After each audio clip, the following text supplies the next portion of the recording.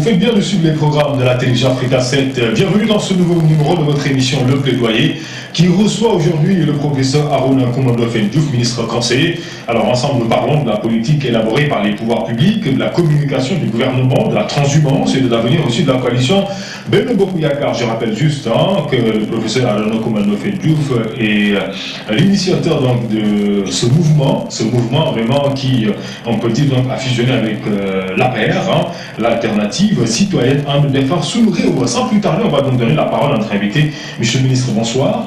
Bonsoir, monsieur David. Merci d'avoir accepté cette invitation. Je vous en prie. Alors, monsieur le ministre, juste avant de continuer, on va dire, ou bien d'aller même au fond du sujet, de vous poser ma première question, je voudrais juste vous inviter à suivre donc ce portrait, votre portrait dressé donc par la rédaction d'Africa 7, pour mieux permettre à nos téléspectateurs de mieux faire votre connaissance. Le professeur Harouna Coumba-Ndoffène Diouf a plus de 17 ans d'expérience scientifique, administrative et professionnelle dans plusieurs domaines. Il est impliqué dans la recherche, l'enseignement, les séminaires, les ateliers et les travaux de consultance. Il a participé à de nombreux programmes de planification et de gestion pour des gouvernements, des universités, des centres de recherche et autres institutions internationales. Dr Diouf est conseiller des programmes de développement dans différents pays en Afrique, en Amérique du Nord, en Asie et en Europe à travers des opérations de développement. Il a participé à l'organisation stratégique de plusieurs conférences internationales en réponse à la conscientisation sur le réchauffement climatique et les désastres naturels. Dr Diouf est consultant des gouvernements et agences nationales telles que l'Agence de la protection de l'environnement des États-Unis, la NASA, la Fondation nationale des sciences, le département de l'agriculture et l'Agence pour le développement international USAID. Au plan politique, il est l'initiateur du mouvement L'Alternative citoyenne en défense une réeau.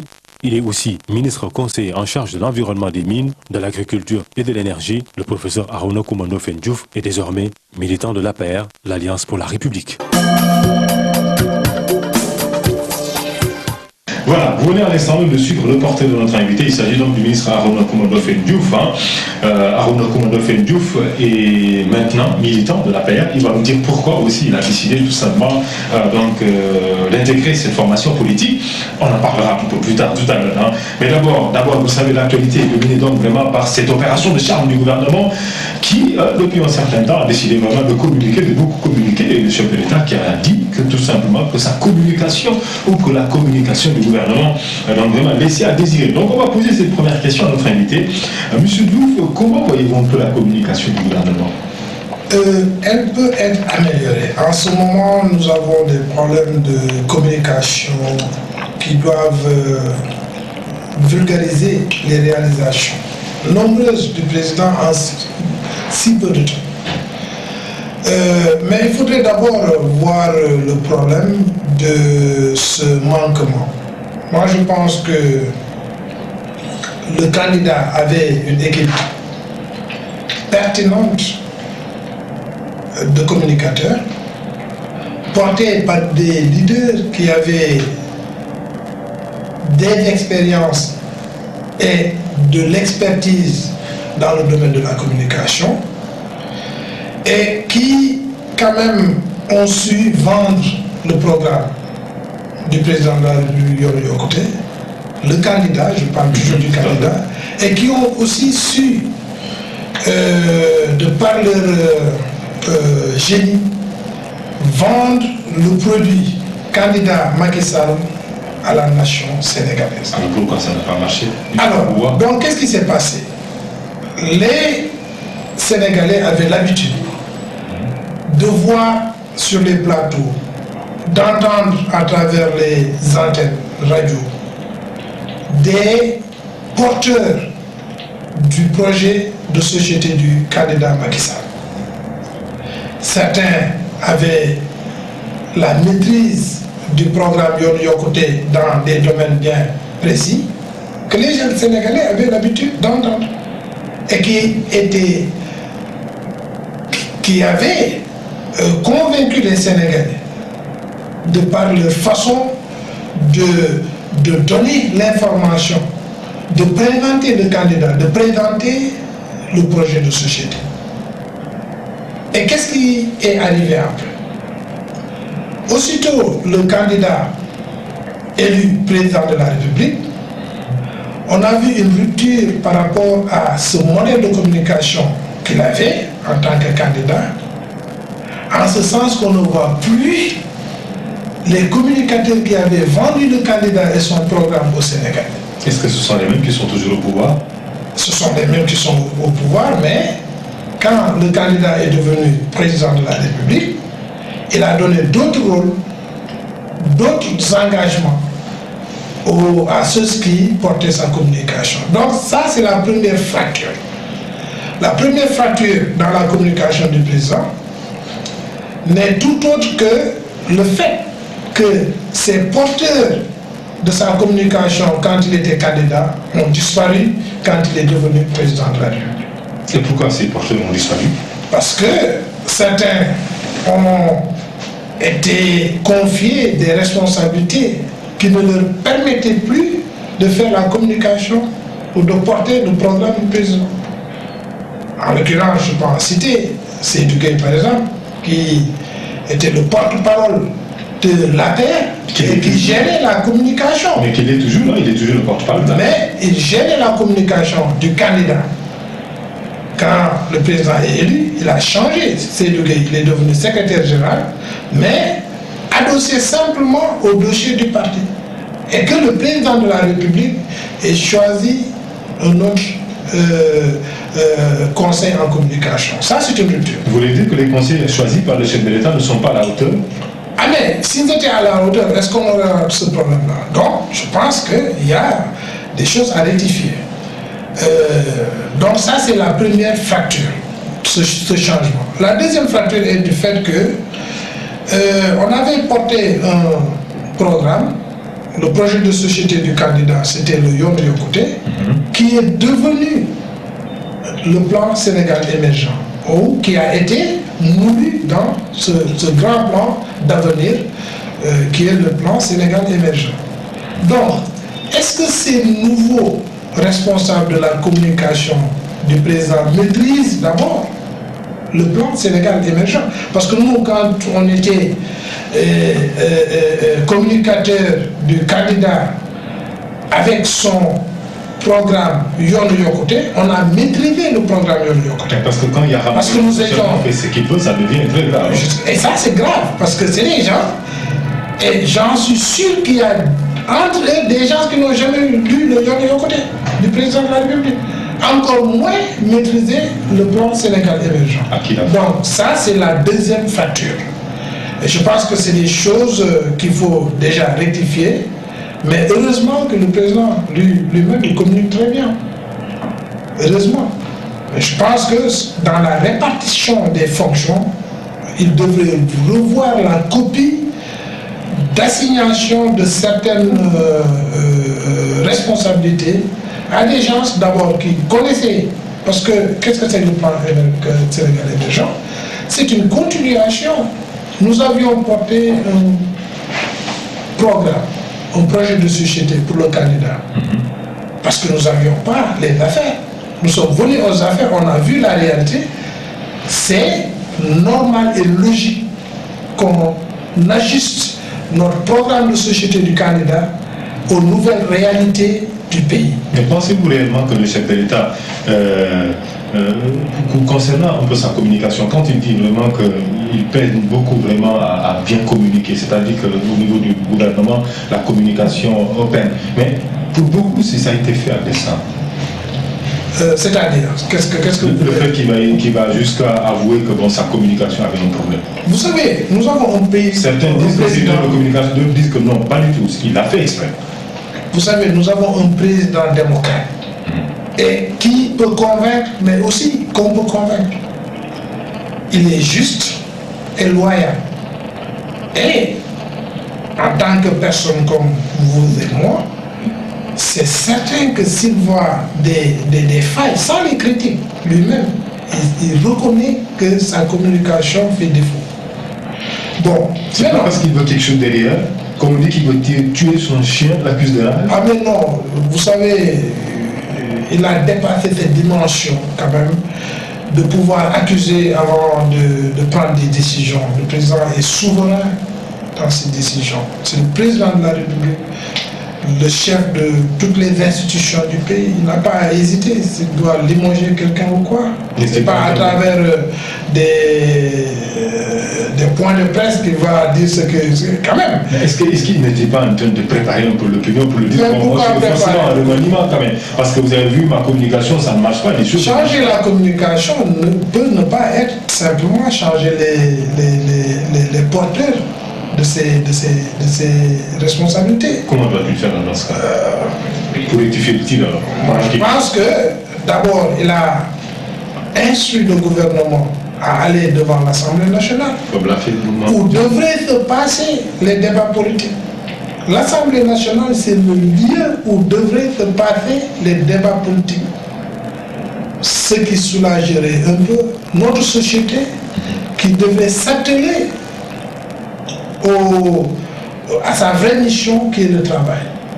Mais vous voyez, je pense que c'est la deuxième fois ce mois-là que le gouvernement se présente devant les élus pour expliquer les problèmes du pays. Ah oui, t'es convaincu. Et je pense qu'à long terme, cette philosophie va être pérennisée pour pouvoir quand même nous permettre de passer à l'essentiel et que dans nos sociétés, le débat ne sera pas toujours porté sur la politique. Avez-vous été convaincu par les explications du gouvernement lors de son passage à l'Assemblée nationale?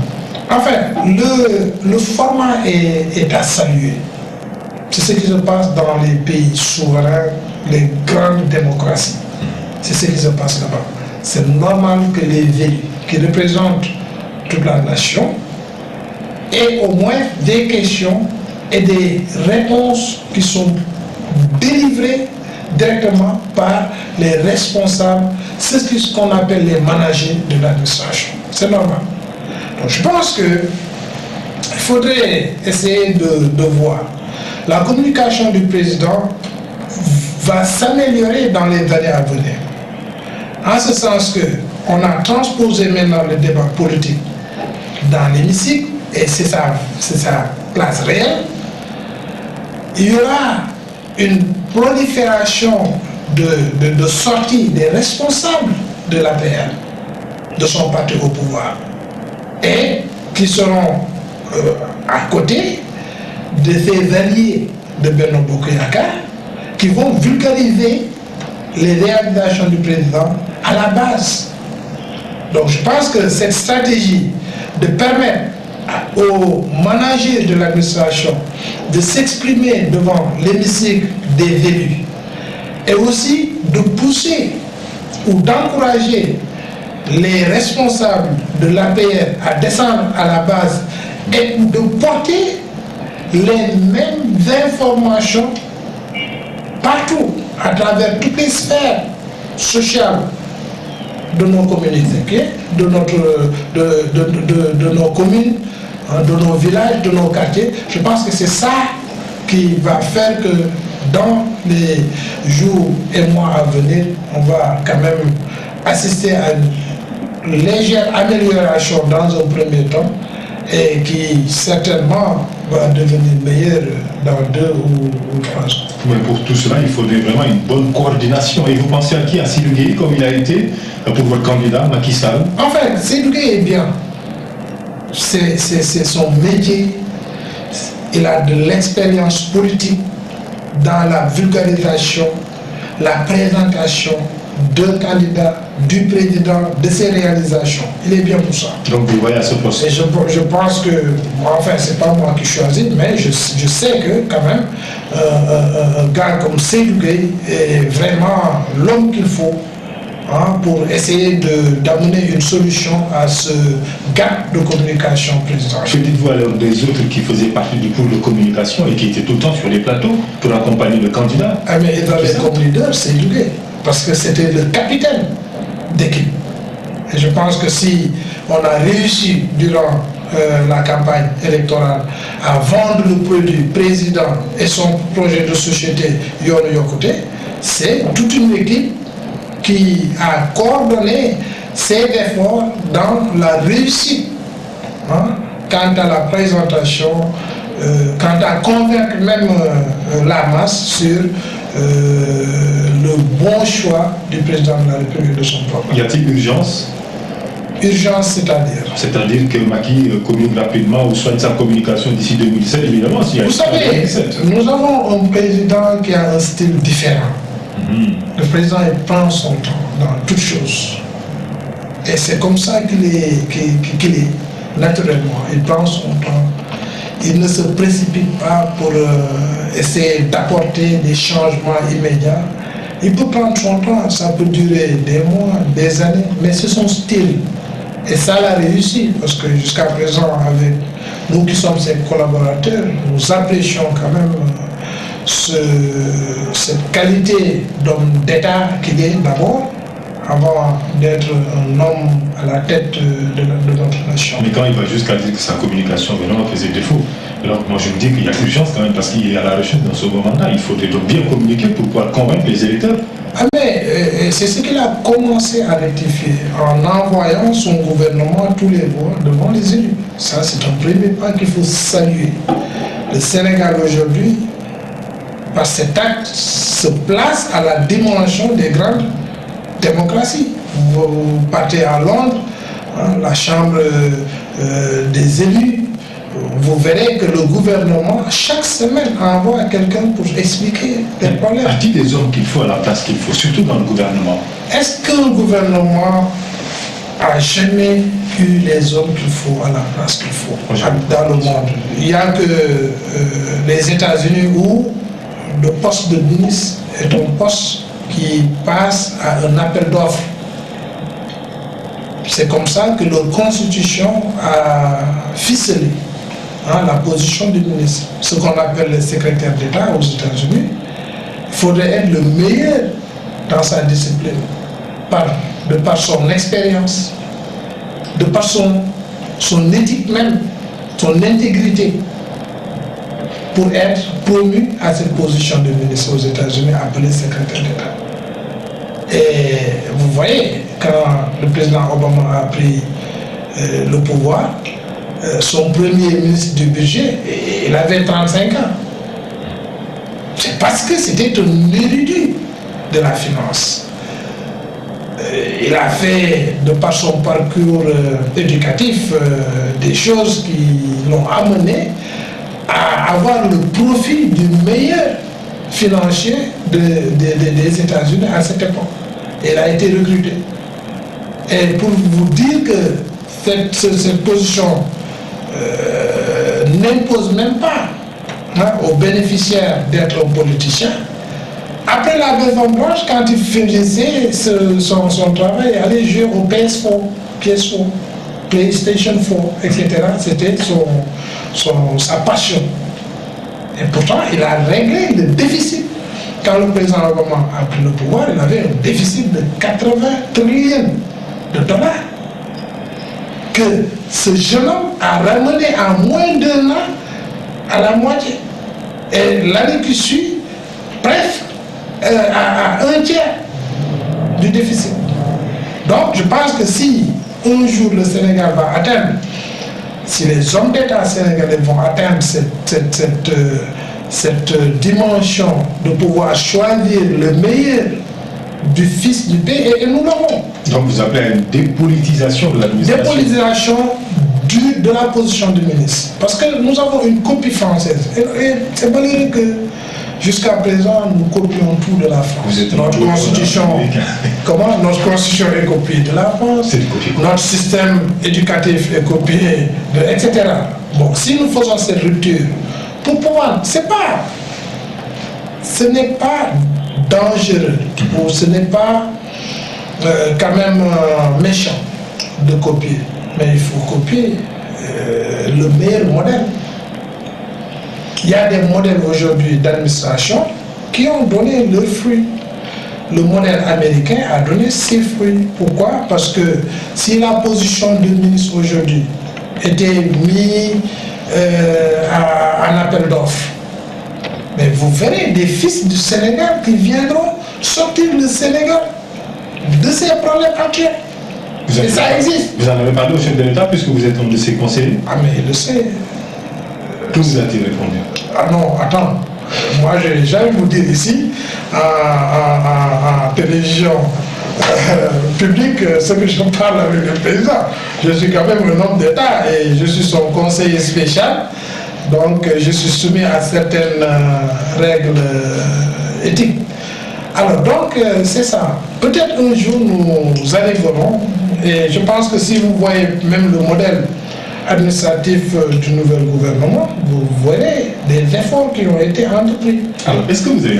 Laissez-moi continuer sur les efforts que le président a entrepris pour essayer d'amener le professionnalisme dans l'administration. C'est que, d'accord, on assiste à des ministres politiciens qui, entre guillemets, ont gagné leur commune et qui ont été promus ministres. C'était la promesse du président. Mais aussi, si vous voyez, vous prenez le gouvernement, le tiers du gouvernement, c'est des professionnels qui n'ont pas de parti politique. Encore moins s'adosser à un parti au pouvoir ou bien être un militant même dans leur fief. Alors, dans ce cas, on va avancer un peu, monsieur le ministre, mais est-ce que vous avez discuté avec le chef de l'État de la réduction de son mandat? Plusieurs fois. Que vous a-t-il répondu? Qu'il devrait tenir sa parole. Et vous, vous en pensez? J'adhère à cette réponse, j'adhère à cette attitude quand même de pouvoir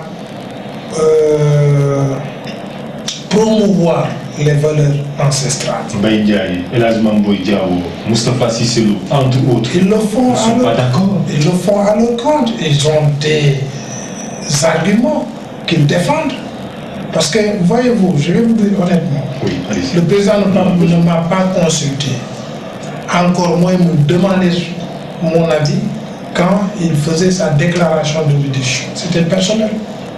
Je n'ai pas encore rencontré un gars de la terre à qui le président a demandé son avis pour prendre cette décision.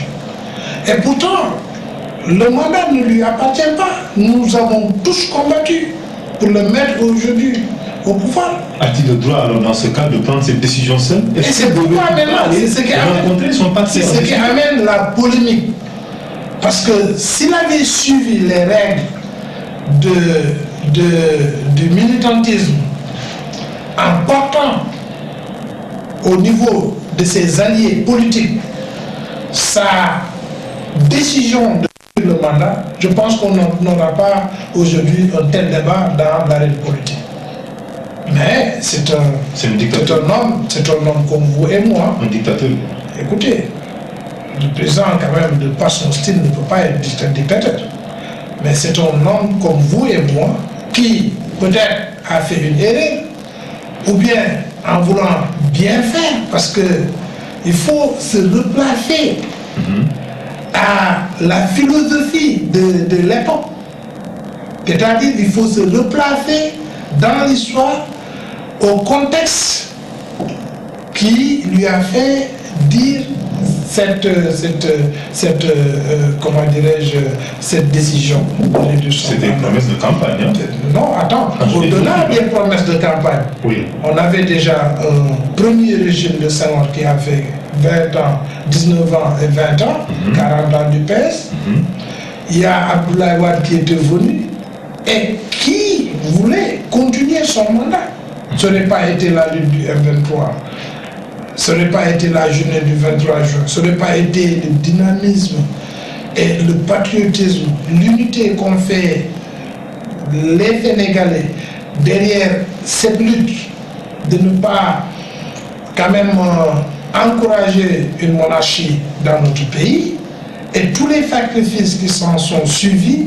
Je pense qu'aujourd'hui, on aurait Abdou Diouf au pouvoir, Abdoulaye Wade au pouvoir. Mais quel appel? Donc c'est le contexte là. Il faut se placer dans ce contexte. Et ce contexte, comme vous et moi, pourrait simplement déclencher une attitude révolutionnaire au point de dire que ça va commencer par moi et ça va commencer immédiatement. Quel appel dans ce cas de vouloir réduire son mandat? Et c'est ça, c'est le contexte que je viens d'expliquer. C'est-à-dire, souvent les circonstances nous poussent. Les circonstances, elles peuvent être, je sais pas, elles peuvent être soit gênantes au point de nous pousser de dire que je vais briser la grâce aujourd'hui et maintenant. Et je pense que c'est dans cette philosophie qu'il faut regarder la déclaration du président de réduire son mandat. Maintenant, Oui. on a passé ce contexte et cette situation. Il faut se placer maintenant au présent. Qu'est-ce qui doit aujourd'hui motiver le soutien ou non de la déclaration du président? C'est simplement le placer aussi sur un contexte culturel, sur un contexte de ce que veut aujourd'hui promouvoir le président de la République, qui est la promotion des valeurs. Vous voyez aujourd'hui pour la première fois un président tous les lundis, le premier lundi de chaque mois, qui se baisse devant le drapeau national. Ça, c'est des actes à saluer, parce que ça fait la promotion de nos valeurs. Ça fait la promotion du civisme qui manquait.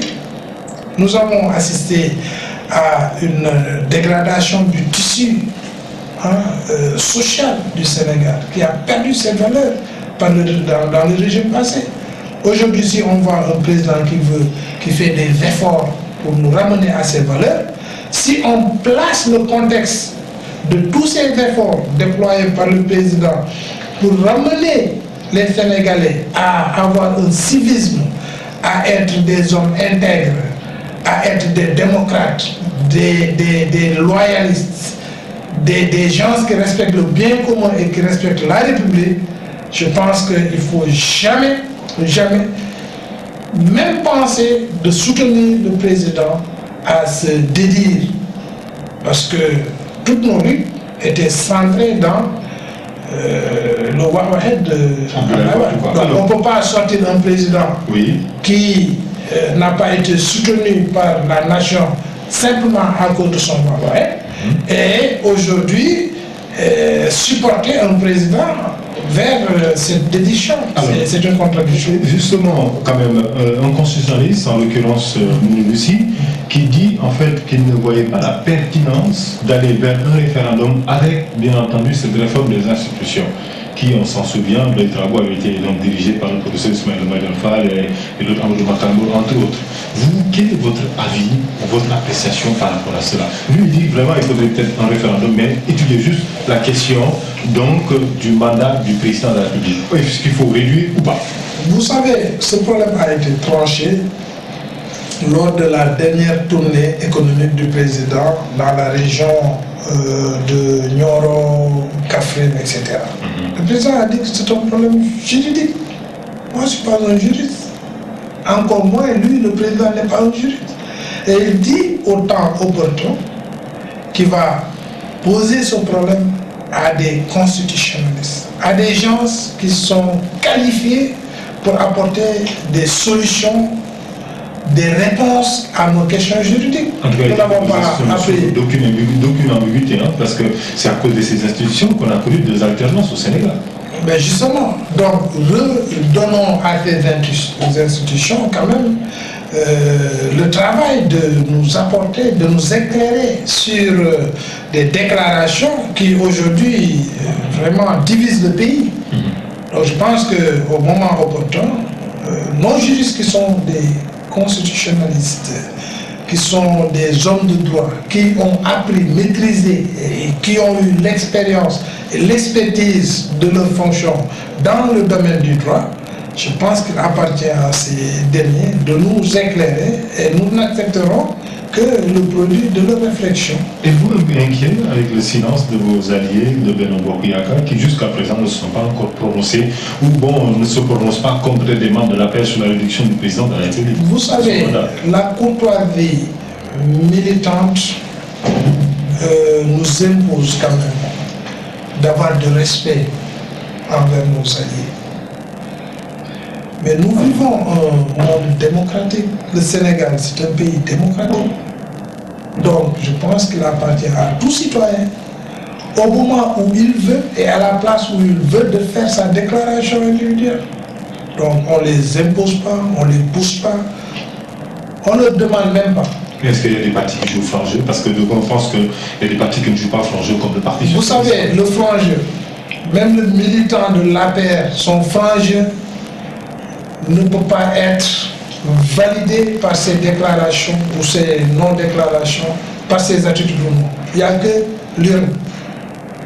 Et là, c'est seulement le militant et Dieu qui te sabote. Vous savez, le monde politique est très complexe, au point que la personnalité des militants, des politiciens, ce qu'on appelle les politiciens, peuvent varier par rapport à des intérêts partisans, ou bien même par rapport à des passions personnelles, des ambitions personnelles. Avez-vous le sentiment que le Parti ne joue pas son jeu? Bon, le Parti socialiste, si j'avais à le juger aujourd'hui, je leur donnerais un A+. Pourquoi? De par leur attitude, de par leur tolérance, parce qu'ils ont essayé à plusieurs fois humilier par des alliés du président, très proches souvent, qui venaient de Macky 2012, de sa coalition originale. Et qui ont fait ça? Qui venaient de certains militants très proches du président. Et ils ont toujours gardé cette sérénité. Qu'on le reconnaît d'ailleurs, parce que déjà, ce qu'on dit, l'adage qui dit c'est le parti le plus vieux au Sénégal. Donc c'est ce qu'on attend d'eux. Hein, ce sont des attitudes de comment dirais-je, de maturité. Ah mais Abdoulaye est monté au créneau pour demander ou dire à la coalition Macky 2012 d'arrêter les attaques contre le Parti socialiste. À juste titre, parce que aussi il y a un proverbe qui dit, ah non, c'est même pas un proverbe, c'est un groupe rapiste là des États-Unis qu'on appelait Fujis, the Fujis. Et ils disent que when somebody kick you one time, kick him back one time. When somebody kick you twice, kick him back twice. But when somebody kick you the third time, break his leg, there will be no more kicking. Alors c'est ce qu'Abdoulaye là. Quand on te teste une fois, bon, par politesse tu ne réponds pas, la deuxième fois tu ne réponds pas, mais la troisième fois tu coupes la langue. Et il n'y aura plus d'insultes. C'est exactement ça. Ah, je pense que donc, le Parti socialiste, on le reconnaît quand même cette sérénité, cette loyauté, cette fidélité. Écoutez, c'est très rare de voir dans un régime de 5 ans, parce que je pense qu'on aura 5 ans pour notre premier mandat, de voir un parti allié qui certainement a la mission de conquérir le pouvoir, s'adosser à un partenariat politique qui accompagne le parti au pouvoir, le président qui a son parti au pouvoir, dans une alliance honnête. Quoi qu'on dise, et je le dis tout le temps, vous prenez Madame Aminata Ndiaye Ben, le ministre, vous prenez Monsieur le ministre Serigne Mbaye Thiam, que j'aime bien, c'est mon diable doubleur, et même Aïdar quand il était là, je vous assure qu'ils ne feront pas plus de ce qu'ils sont en train de faire quand le Parti socialiste serait au pouvoir. Aïdar, votre ami. Oui, mon ami aussi. Ouais, mais ça, alors donc, ne déplaçons pas. C'est certainement pour vous dire, oui, qu'ils sont en train de faire le meilleur d'eux-mêmes, qu'ils ne reconnaissent plus dans leurs actes, et que certains Sénégalais ne reconnaissent plus dans leurs actes s'ils appartiennent à la paix ou au PS. Et c'est ça ce que je disais tout à l'heure, la sérénité, la maturité, et c'est ça aussi l'esprit d'équipe qu'on reconnaît à nos amis du PS. En tout cas, vos amis de Macky 2012, on trouve que vous avez lâché, même c'est vrai que maintenant vous avez décidé de fusionner avec la PR. Mais bon, c'est la conception, un peu la philosophie, et peut-être l'entendement autant pour moi qu'ils ont tout. Enfin, c'est leur opinion. Je ne commande pas sur l'opinion de l'autre. Let's wait and see. Mais je pense que quand même, il faudrait le dire, et là je peux le dire, parce que quand même, l'ayant vécu, et je suis en train de le vivre, parce que quand même, je suis dans le gouvernement, je suis dans le cabinet du président. Le président apprécie à juste titre ses alliés de tous bords qui sont restés avec lui depuis la prise du pouvoir de 2012. Et puis de 2012 à maintenant. Et de 2012 à maintenant, nous n'avons pas quand même assisté à une fraction, non seulement dans le processus d'essayer de trouver des solutions aux problèmes des Sénégalais, parce que c'est la première mission du président. Nous sommes venus, il a confié 7 des ministères clés. Parce que, écoutez, et c'est ça la confiance. Et c'est le charme aussi dans le style du président. Le fait de prendre l'éducation nationale. L'éducation nationale aujourd'hui, avec tous les instituteurs, etc., qui sont disséminés partout dans le pays, et de le confier à un allié qui n'est pas dans son parti de pouvoir. Dans certains pays, l'éducation nationale est un ministère de souveraineté. En tout cas, on va en parler. Il y a beaucoup de bruit. Donc, on même n'écarte pas une année invalide. Mais vous l'avez dit également tout à l'heure aussi. Bon, par la même occasion, vous dites que ça se passe bien, mais est-ce qu'on voit aussi qu'il y a une adhésion de masse? On va dire que beaucoup de gens sont en train d'aller vers l'APR, en train d'allier même l'APR, c'est votre cas. Du coup, poussant certains à théoriser tout simplement la transhumance. Disons, je dois vous dire tout de suite, M. Bidjabi, que moi, déjà, le mot transhumant, déjà, je n'adhère pas au fait qu'on parle de transhumance sur simplement quelqu'un qui a quitté un parti pour venir. Moi, je n'ai jamais milité à un parti politique dans ma vie. C'est la première fois, c'est l'affaire. C'est la première fois que j'achète une carte d'un parti politique. Parce que je me considérais toujours comme élément de la société civile. Et j'avais démystifié depuis très longtemps les politiciens. Écoutez, nous sommes à 55 années d'indépendance. Qu'est-ce qui a fait ce retard économique du Sénégal? C'est simplement pas seulement économique, intellectuel, social, etc. Mais c'est simplement la politique. C'est simplement ça. Parce que, monsieur le ministre, ce que les Sénégalais ne comprennent pas, le candidat de l'époque, Macky Sall, devenu président de la République, disait en 2012, et c'était sur la chaîne Walfadjri, il dit, je cite, en fait, ce qui est déplorable, ce qui est déplorable, est que certains attendent que les gens se battent, gagnent pour venir ensuite les bousculer. Ça, c'est pas acceptable et nous ne l'accepterons pas. Il faut mettre de l'éthique, il faut que les gens reviennent aux valeurs. Ça, c'était votre candidat qui l'avait dit. Et aujourd'hui, bon, des gens disent que pourquoi donc accepte-t-il comme ça aussi facilement que ça? C'est ce qu'on appelle les transhumants. Oui. Il faut analyser les raisons lesquelles les poussent quand même à venir, à transhumer, entre guillemets. Moi, ce mot-là, je ne l'aime pas trop. Donc, qu'est-ce qui fait ce déplacement? Il y a des individus qui pensent qu'ils ne doivent pas être contre le pouvoir. Ça, c'est une philosophie. Si vous voyez, par exemple, si on parle de transhumance, donc ça veut dire que toutes les grandes maisons religieuses ont transhumé parce qu'ils ne sont pas contre. Il n'y a pas une maison religieuse ici. Il n'y a pas de secte religieuse au Sénégal ou de chef religieux qui quand même a affiché une certaine qui était contre les pouvoirs en place. Mais parce que eux, ce sont les régulateurs sociaux, comme on les appelle. Mais les politiques, on les voit aujourd'hui, ils sont là, demain et là-bas. On a connu des politiques qui ont connu... Est-ce qu'on va dire qu'un chef religieux est transhumant parce qu'il n'est pas contre le président de la République? Est-ce que c'est la même chose? Mais pourquoi pas? Qu'est-ce qui les différencie?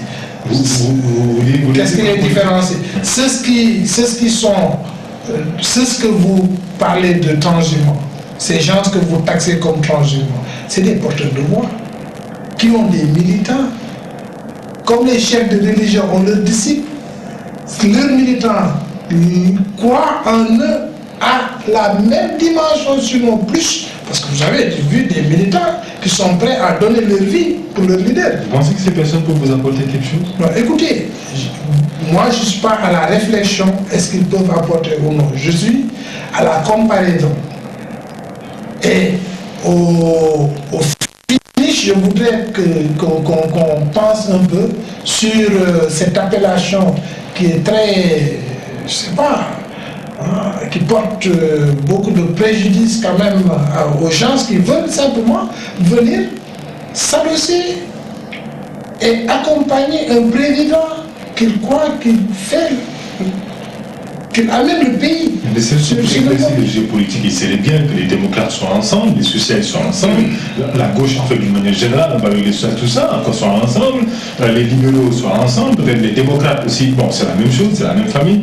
Je me perds un peu comme, peut-être c'est que c'est vous l'avez fait, je me rappelle une fois, j'ai eu à faire une émission avec le cardinal Théodore Adrien qui disait effectivement qu'il serait bien qu'on revienne peut-être à la méthode de Senghor, c'est-à-dire 4 grands courants, et puis c'est fini. Bon, je vous ai dit que déjà la prolifération des partis politiques au Sénégal est simplement un signe de retard politique et de maturité, de manque de maturité politique dans un pays. Parce que là, on commence à voir du tout à la paix. Il y a des socialistes, il y a des libéraux, c'est vrai que vous êtes d'obédience libérale, entre guillemets, mais vous n'avez jamais milité dans un parti. Moi, c'est la première fois que je milite. Mais pour revenir à votre question, oui. Je pense que l'idéal serait quand même de ne pas avoir plus de 6 partis au Sénégal. C'est-à-dire la gauche, le centre, la droite, et le parti écologiste, parce que ça existe, et un parti peut-être religieux ou 2 partis religieux. Ça existe aussi, parce que c'est la tendance aujourd'hui. Mais si vous prenez les 250 partis, d'abord un parti par essence porte une idéologie. Donc on ne peut pas avoir 250 idéologies. Certes, si on faisait l'analyse des projets de société de ces partis, vous verrez un chevauchement. Vous verrez qu'une dizaine de partis ont le même projet de société. Ou bien une centaine de partis ont le même projet de société. Donc, c'est simplement par égoïsme politique que certains leaders s'abstiennent à créer un parti politique et ne pas adhérer au parti qu'ils ont trouvé ici. Ou bien c'est la soif du pouvoir. Et cela, si un leader est reconnu par certaines, je dis pas, attitudes, cela veut dire qu'il n'est pas un leader. Un leader mérite d'être un leader que dans le sens où il peut produire certains leaders et dans le sens aussi qu'il peut convaincre à travers un projet de société bien étudié et qui va dans le sens général de l'intérêt de la nation. Alors pourquoi rapidement ce chapitre politique, parce qu'il nous reste plus beaucoup de temps à passer ensemble. Alors je voudrais juste quand même vous inviter à répondre, on va dire, à cette question, à même ce politologue qui est convaincu qu'en fait qu'il n'y aura plus de... En fait, aucun président ne passera au premier tour au Sénégal. C'est fini depuis Abdoulaye en 2007, en l'occurrence sur le gars. Vous savez, la politique, ce n'est pas les mathématiques. C'est régi par des mécanismes et des enjeux incontrôlables. Le président Macky Sall est arrivé au pouvoir. Est-ce que s'il n'y avait pas l'éclatement de Benno Siggil Sénégal, le président sera ici aujourd'hui président de la République?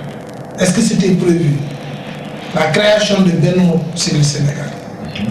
Est-ce que des gens pouvaient prévoir que le président Macky Sall, devant ce dinosaure de Benno Siggil Sénégal, avec un nouveau parti, devant un panel de partis politiques qui ont de l'expérience et une représentativité territoriale pouvait passer? Non, il a fallu l'éclatement de Benno Siggil Sénégal qui quand même a vu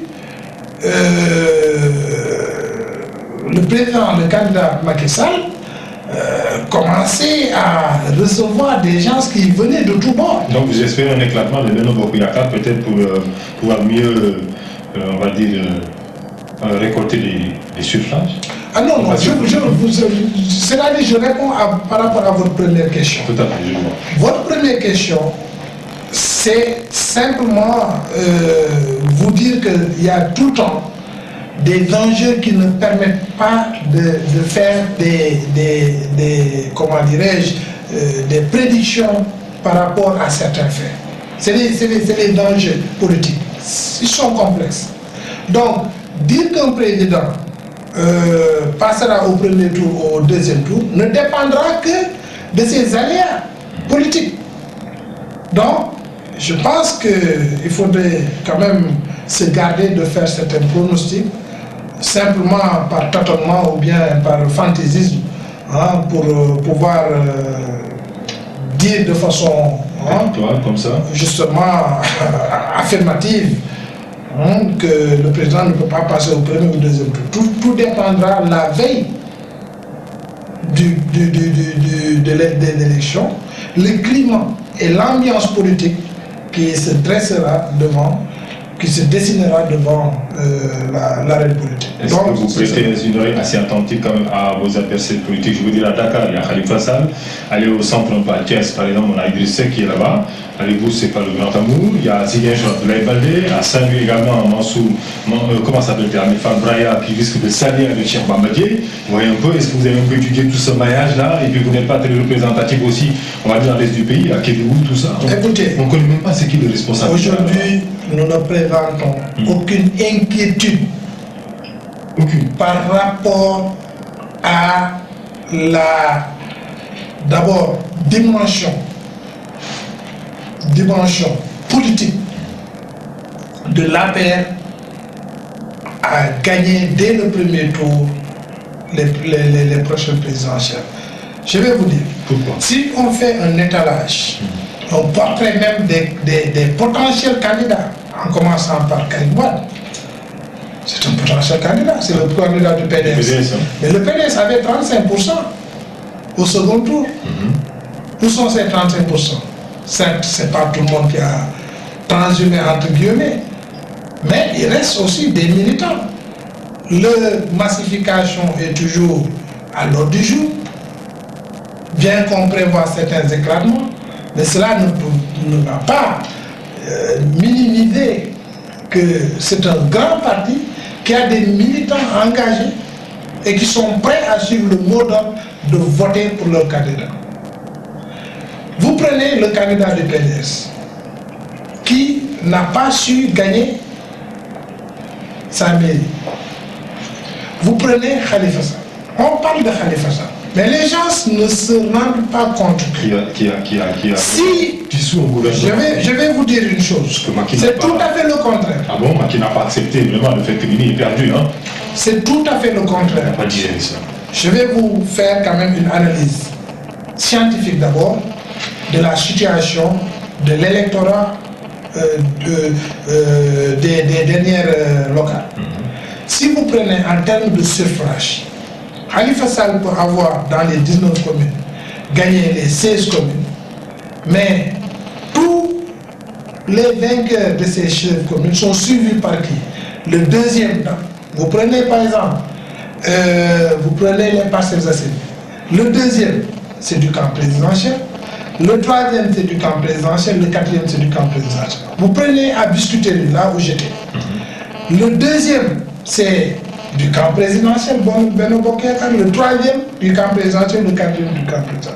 Et vous prenez l'ensemble des 13 communes, les 3 qui suivent le gagnant qui vient du camp de M. Khalifa Sall sont du camp présidentiel. Donc, si mathématiquement, vous alliez vos forces, exactement. Vous seriez vainqueur. Donc, mathématiquement, si c'était une élection présidentielle, le président aurait rapporté les résultats des Sénégal.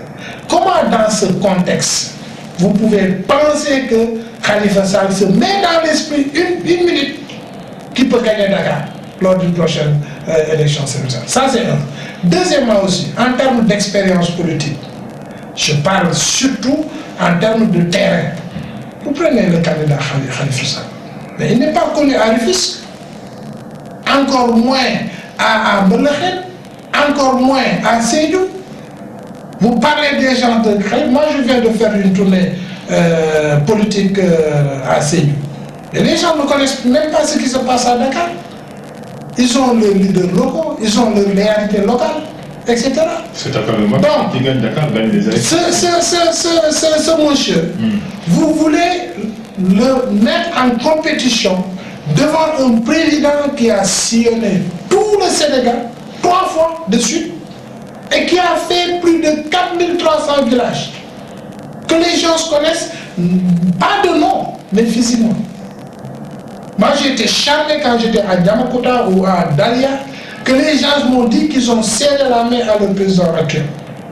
Mais quand même, il faut amener au moins Khalifa Sall à la moitié de ce parcours pour pouvoir le mettre à une dimension présidentielle quand même. D'accord. Soyons sérieux.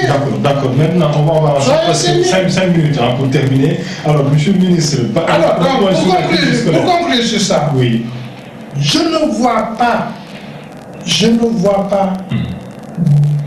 dans tous les camps politiques d'adversaires au président de la République. Je ne le vois pas. D'accord. Là, on se comprend bien. Non, il faut que là, on est d'accord. Pas encore. Attendons de voir ce qui sont dans les urnes. Alors, un mot maintenant sur la cuisine scolaire, parce qu'une année blanche n'est pas à écarter. Vous savez, le système éducatif sénégalais a des problèmes fondamentaux. D'abord, vous prenez la formation du citoyen sénégalais par ce système éducatif. Le système éducatif sénégalais ne forme pas de citoyens intègres, ne forme pas de citoyens qui ont le sens du bien public, de la démocratie. Le système éducatif sénégalais ne forme pas de vrais citoyens qui ont des valeurs ancestrales. Pourquoi? Parce que ce système copié du système français a exclu dans sa formation les valeurs ancestrales du Sénégalais, du jeune Sénégalais. Ils n'ont pas pris en compte dans les curricula enseignés aux enfants leurs valeurs ancestrales. Ce n'est pas nos parents qui récitaient que les anciens étaient des Gaulois avec des yeux bleus. Nos parents, nos parents ont récité ça quand ils étaient à l'école. Maintenant, nous sommes venus. Les anciens qui ne sont pas d'accord avec le pouvoir. Les anciens quoi? Les enseignants, les syndicalistes qui ne sont pas d'accord. Justement, et je vais en venir à cela. D'abord, c'est pas, vous savez, ce qu'on est en train de voir n'est qu'une conséquence de ce que je suis en train de vous dire. Si l'enfant est mal formé, il ne peut pas produire. Les enseignants qui font la grève, mais c'était des enseignants qui étaient formés en 80, en 90, qui ont eu leur diplôme en l'année 2000. Formés par quoi? Par des enseignants aussi qui nous ont transmis le flambeau de la grève. En 80, c'était les années blanches. En 80, c'était les grèves en un peu fini. Un élève qui est diplômé durant ces années, mais ne peut que transmettre à sa prochaine génération l'esprit et le culte de grève. Donc c'est un problème fondamental d'un système éducatif qui ne marche pas et qu'il faut changer. Par où? Ou comment? D'abord, il y avait une commission des assises nationales qui en 81 avait proposé d'abord certaines recommandations qui n'ont jamais été appliquées. Et l'une de ces recommandations fondamentales, c'était de faire apprendre à l'élève de par sa langue maternelle. Vous savez, nous sommes en retard, pas simplement de façon, de par nos valeurs qu'on a perdues, etc., ou bien par nos sociétés perverses, mais nous sommes en retard parce que notre niveau intellectuel ne peut pas fonctionner quand il transforme toutes les données extérieures et qu'il la traduise dans sa langue maternelle pour répondre ensuite aux questions posées. Et c'est ce que nous sommes en train de subir.